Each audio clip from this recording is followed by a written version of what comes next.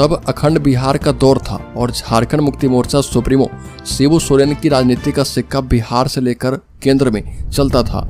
इससे पहले जंगल, जल और जमीन के मुद्दे को उभार करके झारखंड अलग राज्य के अगुवा शिबू सोरेन ने महाजनी प्रथा के खिलाफ आंदोलन को धार देकर देखते ही देखते आदिवासी के दिशोम गुरु बन चुके थे। और यह दौर वर्ष 1970 का था। वर्ष 1970-80 का दशक शिबू सोरेन के लिए संघर्ष एवं आंदोलन का दिन था। लेकिन जब वह संताल परगना की धरती पर कदम रखे तो उन्हें यहाँ की धरती उन्हें रास आ गई और दुमका ने उन्हें राजनीतिक पहचान दे दी। पहली बार शिबू सोरेन 1980 में दुमका लोकसभा सीट से चुनाव लड़े और जीतकर दिल्ली पहुंच गए। इसके बाद फिर शिबू सोरेन कभी पीछे मुड़कर नहीं देखे।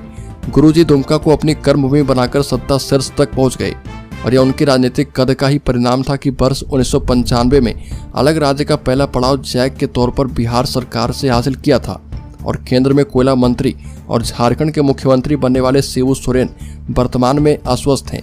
दुमका से 8 बार सांसद चुने गए शिबू सोरेन वर्ष 2024 का लोकसभा चुनाव लड़ेंगे और इसको लेकर अभी संशय एवं सस्पेंस दोनों बरकरार है।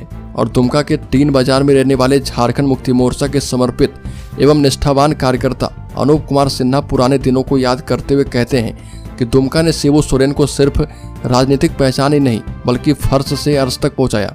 गुरुजी जब इस इलाके में झारखंड मुक्ति मोर्चा की राजनीति की शुरुआत किए थे तब संताल परगना में कांग्रेस का दबदबा था। और अनूप बताते हैं कि वर्ष 1980 में शिबू सोरेन पहली बार दुमका से सांसद चुने गए थे और इससे पहले लिट्टीपाड़ा विधानसभा क्षेत्र से स्वर्गीय साइमन मरांडी मछली छाप चुनाव चिन्ह पर विधायक बन चुके थे। और तब गुरुजी का चुनावी प्रबंधन का काम कुछ एक कार्यकर्ता के जिम्मे था, जिसमें प्रोफेसर स्टीफन मरांडी, विजय कुमार सिंह समेत कई चेहरे थे। हालांकि वर्ष 1984 में गुरुजी कांग्रेस के पृथ्वी चंद किस्कू से चुनाव हार गए थे।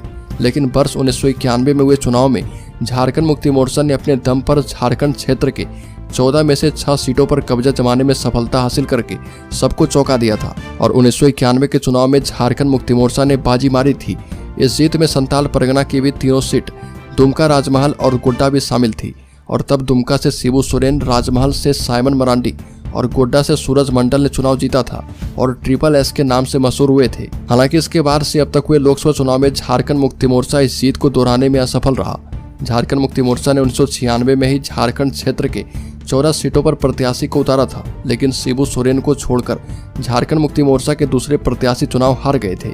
और एक आश्चर्यजनक स्थिति यह भी कि वर्ष 1999 के चुनाव में झारखंड मुक्ति मोर्चा को सबसे अधिक वोट हासिल जरूर हुआ, लेकिन वोट का यह प्रतिशत सीटों पर कब्जा नहीं दिला पाया। हालांकि इस साल झारखंड मुक्ति मोर्चा के सामने कई चुनौतियां हैं। वर्ष 2024 के लोकसभा चुनाव में जब झारखंड मुक्ति मोर्चा सुप्रीमो शिबू सोरेन आश्वस्त हैं और कार्यकारी अध्यक्ष हेमंत सोरेन कानूनी शिकंजे में फंसे हुए हैं, तब झारखंड मुक्ति मोर्चा के समक्ष एक साथ कई चुनौतियां हैं। और इस चुनाव में झारखंड मुक्ति मोर्चा 5 सीटों पर चुनाव लड़ने की तैयारी में है, जबकि गुरुजी की बड़ी बहू सीता सोरेन उनकी परंपरागत सीट दुमका में झारखंड मुक्ति मोर्चा के खिलाफ भाजपा की टिकट पर चुनावी दंगल में ताल ठोकने वाली है। तो इस खबर में इतना ही। झारखंड से संबंधित हर एक न्यूज को पाते रहने के लिए सब्सक्राइब करें और बेल आइकॉन जरूर दबा लें।